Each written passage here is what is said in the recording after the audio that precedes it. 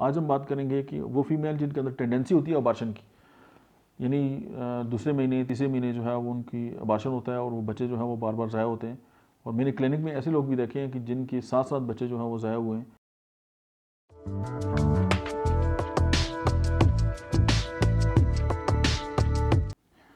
बिस्मिल्लाहिर्रहमानिर्रहीम, अस्सलाम वालेकुम। मेरा नाम डॉक्टर अहमद इजाज़ है और मैं सिमिलियो मी क्लिनिक से बड़वाज से आपसे मुखातब हूँ। आज हम बात करेंगे कि वो फीमेल जिनके अंदर टेंडेंसी होती है अबार्शन की, यानी दूसरे महीने तीसरे महीने जो है वो उनकी अबार्शन होता है और वो बच्चे जो हैं वो बार बार ज़ाया होते हैं।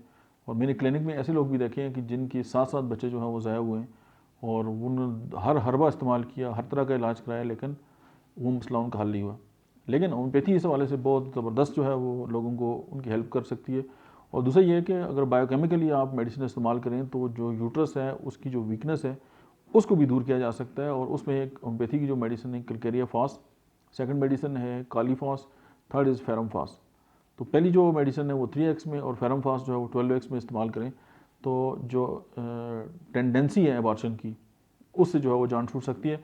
इसके साथ आप कोई भी क्लासिकली या होम्योपैथी की जो फॉर्मुलेशंस आती हैं, होम्योपैथिक जो मेडिसिन है वो आप इस्तेमाल करके इस टेंडेंसी जो है वो जान छुड़ा सकते हैं। Thank you very much.